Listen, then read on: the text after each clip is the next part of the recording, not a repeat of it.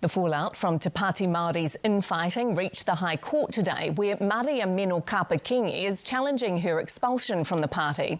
The Te Taikaurau MP wants a temporary court order to allow her back into the party and its president, John Tamihere, removed. Political editor Maiki Sherman reports. Mariameno Kapa-Kingi walking from Parliament to the High Court. My primary goal is reinstatement. That's the thing. If that occurs, that'll then put us back on track. She wants back in with Te Pāti Māori.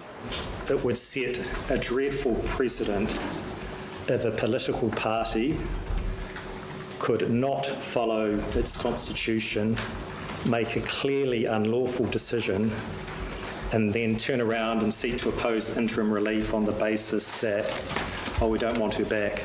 Inserting her back into a disharmonious and difficult and fractured environment will cause the distress and tensions that result from that with very little upside.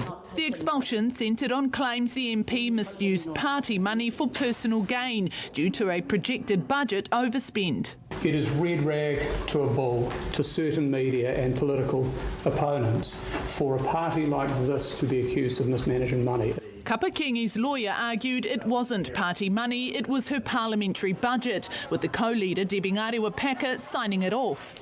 So the party specifically agreed and approved with the Speaker this course of action to correct a projected overspend. The party then says, in fact, Ms Kapa-Kingi, you've misused party funds for personal benefit. The validity of Kapa-Kingi's expulsion saw both sides debating over who had the power to make that decision under the Constitution. Now, there, of course, is no evidence whatsoever of a disciplinary and disputes committee being established, let alone dealing with the complaints that are alleged against Ms Kapa-Kingi. The spoiler alert is that there is a power in 3.6. The National Council may cancel any membership that the Council believes does not meet the criteria outlined in Clause 3.1. It was argued the MP and her son also brought the party into disrepute. He was saying more serious things, but she was, on the respondent's case, not rejecting it, not distancing herself from it and saying there's time for change. That comment made to One News. It's time for change is what I see, Maiki. So you essentially kicked her out of the party because she spoke to the media? Oh, no, well, the judge will determine if we did that right, but effectively there was a breach of the Constitution. Kapa-Kingi seeking in court to declare President John Tamihere's role as unlawful. I think we're ready for a new leadership, actually, at that executive and that council level. I think we're ready for it. Plenty more water to go under the bridge yet. No, my Maiki, when can we expect the result of today's court hearing?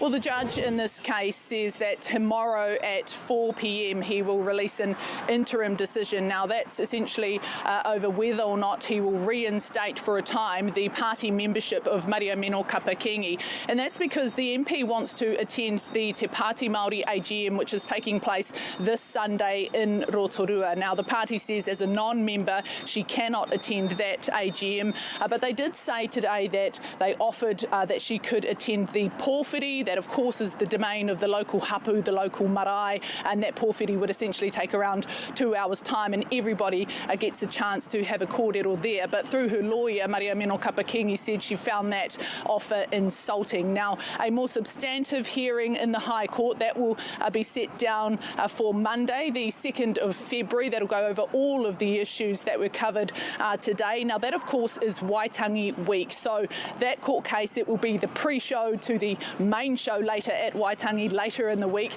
and of course it's going to be a fiery week of Māori politics, so buckle up. Tēnei te mihi atu, thanks very much.